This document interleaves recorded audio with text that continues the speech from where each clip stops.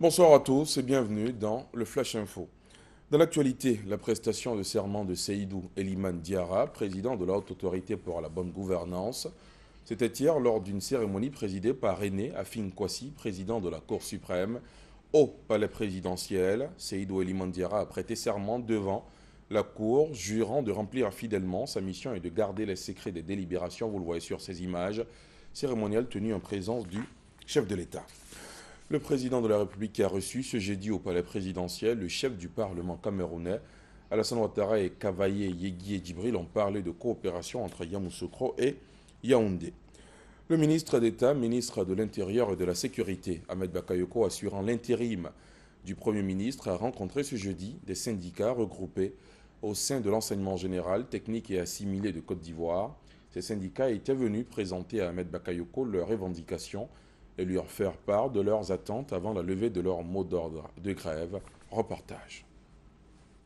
La grève des enseignants du secteur de l'éducation court depuis quelques jours. Au nombre de leurs revendications figurent notamment l'apurement des arriérés, le déblocage des avancements et le reversement des ponctions opérées sur les salaires en 2013 pour fête de grève.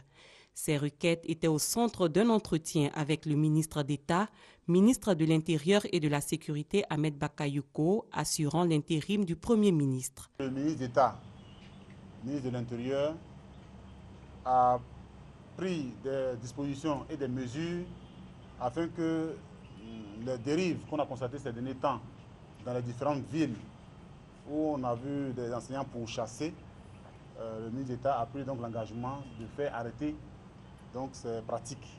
Je voulais profiter de cette occasion pour lancer un appel au président de la République qui demain va prononcer sûrement un discours à l'endroit des travailleurs en général, mais surtout aussi à l'endroit des enseignants de Côte d'Ivoire.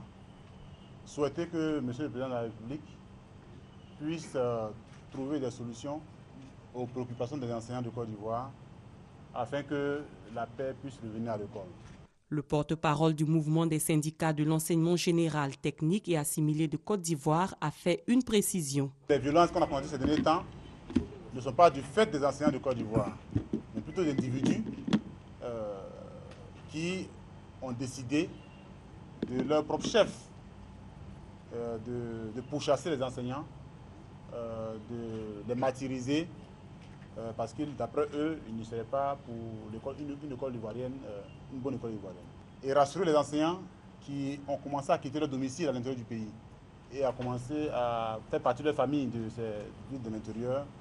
Je vais leur demander de retourner dans leur domicile parce qu'on a eu l'assurance de M. le ministre d'État qui serait donc protégé.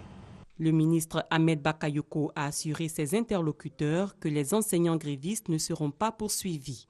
Les différents syndicats doivent bientôt se réunir en assemblée générale en vue de lever leur mot d'ordre de grève. Quelle sécurisation pour la prochaine présidentielle ivoirienne? C'est pour préparer le dispositif à mettre en œuvre à 5 mois de l'échéance que les responsables de la Commission électorale indépendante CEI ont eu une séance de travail ce jeudi avec des chefs des forces de défense et de sécurité. Rencontre pour jeter les bases d'une bonne collaboration entre les différentes parties, en vue notamment de sécuriser la campagne électorale et le vote. Le compendium des compétences féminines de Côte d'Ivoire a été remis aujourd'hui au vice-président du Conseil économique et social CES. Jeanne Peumont, superviseur de ce compendium, a plaidé pour la prise en compte de cet annuaire dans le cadre des nominations, histoire de faire la promotion du genre.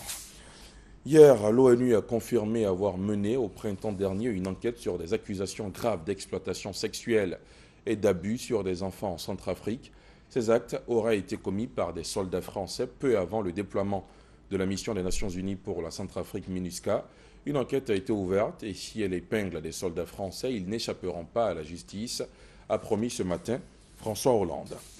À suivre également dans le 20h, le dossier du jeudi, un sujet ce soir consacré à la liberté de la presse en Côte d'Ivoire, en prélude bien sûr à la journée mondiale de la liberté de la presse commémorée le 3 mai prochain.